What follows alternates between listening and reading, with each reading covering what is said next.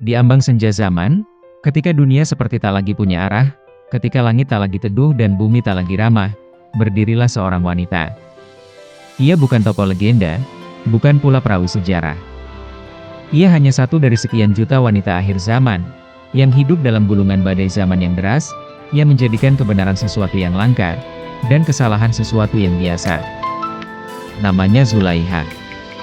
Nama yang diwariskan dari kisah cinta, keteguhan, dan fitnah dalam kitab suci. Tapi hidupnya jauh dari romantisme legenda. Ia lahir di dunia yang sangat berbeda dari nenek moyangnya. Dunia di mana cahaya tersembunyi di balik sorotan layar, dan kegelapan justru bersinar terang lewat suara-suara yang disanjung dan ditiru.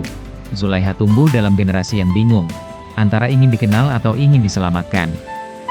Antara menjadi mulia atau menjadi viral. Dunia yang dulu menyanjung malu sebagai mahkota wanita, kini menggantinya dengan keberanian membuka segala rahasia. Yang dahulu menjadikan aurat sebagai kehormatan, kini menjadikannya komoditas tontonan. Wanita akhir zaman tak lagi dinilai dari kelembutan lisannya, kesantunan bicaranya, atau keteguhan imannya. Ia kini dinilai dari jumlah pengikutnya, dari bagaimana ia membentuk tubuhnya sesuai standar tak kasat mata yang ditetapkan entah oleh siapa. Dan yang paling ironis, semakin dekat ia dengan batas-batas dosa, semakin besar pula pujian yang ia terima. Zulaiha menyaksikan sendiri bagaimana wanita-wanita di sekelilingnya berubah.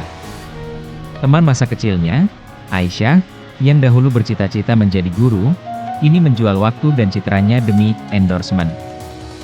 Fatimah, yang dulu hafal surat-surat pendek dan rajin musyala, kini lebih sibuk membuat konten yang menjual sensualitasnya. Bukan karena mereka jahat, tapi karena dunia ini memang menggiring manusia, terutama wanita, pada jurang yang halus dan memikat. Di akhir zaman, menjadi wanita yang tetap berpegang pada nilai agama dan akhlak bukan hanya sulit, tapi juga dianggap aneh. Zulaiha pernah dianggap fanatik hanya karena memilih memakai jilbab syar'i. Ia pernah diejek kuno karena tak mau bersentuhan tangan dengan laki-laki bukan mahram. Dan lebih menyakitkan lagi, ejekan itu datang bukan dari orang yang tak beragama, tapi dari sesama wanita muslimah. Fitnah akhir zaman memang nyata, dan wanita adalah salah satu epicentrum terbesarnya. Rasulullah telah mengabarkan bahwa salah satu tanda besar datangnya hari kiamat adalah ketika wanita-wanita berpakaian tapi hakikatnya telanjang. Dan kini, hal itu bukan sekadar prediksi. Ia telah menjadi pemandangan biasa di pusat perbelanjaan, di media sosial, bahkan di acara-acara agama. Zulaiha menangis dalam diam. Ia tahu bahwa dirinya tak sempurna. Ia bukan wanita yang paling taat, bukan pula yang paling suci. Tapi dalam jiwanya ada satu harapan besar, bahwa ia bisa menjadi salah satu benteng terakhir yang menjaga martabat wanita dalam balutan iman. Ia ingin menjadi ibu yang melahirkan generasi pejuang, bukan pengikut tren. Ia ingin menjadi istri yang bukan hanya mendampingi suami di dunia, tapi juga di surga. Di malam-malam sunyi, Zulaiha sering bermunajat, berdoa agar Allah menetapkan hatinya. Ia takut jika kelak ia tergelincir. Karena ia tahu, di akhir zaman ini, dosa sangat mudah didapat, bahkan seringkali tak terasa. Ia takut jika esok ia berubah menjadi apa yang dulu ia peringatkan. Dan ia sadar, kekuatan untuk bertahan bukan berasal dari diri sendiri, tapi dari rahmat Allah semata. Dalam sebuah majelis ilmu, Zulaiha mendengar kalimat yang mengguncang hatinya. Di akhir zaman, orang yang berpegang pada agamanya seperti menggenggam bara api. Kalimat itu membekas. Dan sejak hari itu, ia bertekad untuk menggenggam bara itu. Walau perih, walau sakit, asalkan ia tak tergelincir ke dalam gelombang kemunafikan dan kefasikan. Namun perjuangan itu berat.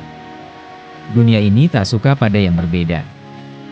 Dunia ini membenci wanita yang tak mau mengikuti arusnya. Tapi Zulaiha tak sendiri. Di sudut-sudut bumi ini, ada banyak wanita seperti dirinya. Wanita yang diam-diam menjaga hijabnya di tengah cemoohan. Wanita yang menolak pekerjaan haram walau ia butuh uang.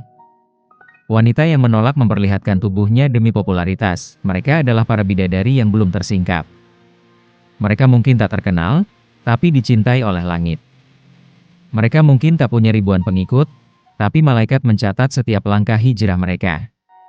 Dan Zulaiha yakin, Kelak di akhirat, mereka akan dipertemukan, saling mengenal dalam pelukan rahmat Allah. Wanita akhir zaman bukan tentang siapa yang paling kuat melawan dunia, tapi siapa yang paling sabar mempertahankan nilai-nilai langit di tengah dunia yang makin menggila. Ia bukan tentang menjadi sempurna, tapi tentang terus berjuang meski terluka. Zulaiha kini telah menjadi seorang ibu. Anaknya masih kecil, tapi ia sudah mulai mengajarkannya doa-doa pendek, mengajaknya menutup aurat dengan cinta, dan membacakan kisah-kisah wanita mulia sepanjang zaman, dari Maryam, Asiyah, hingga Hadijah. Ia tahu bahwa pendidikan paling dasar adalah dari ibunya.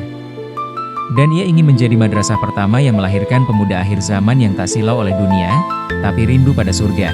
Ia menuliskan pesan dalam buku hariannya, suatu saat jika anaknya dewasa dan dunia semakin gila. Nak, dunia ini akan terus menggoda.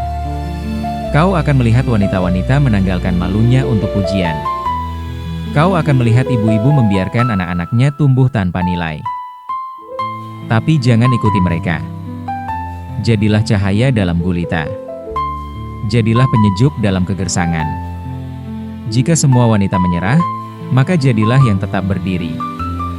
Kini Zulaiha bukan lagi sekadar wanita. Ia telah menjadi simbol kecil perlawanan terhadap gelombang hedonisme dan liberalisme nilai yang menggerus wanita-wanita lainnya. Ia bukan bidadari tanpa dosa. Tapi ia adalah pejuang yang tak lelah menahan luka, demi satu tujuan, ridha Allah di akhir zaman.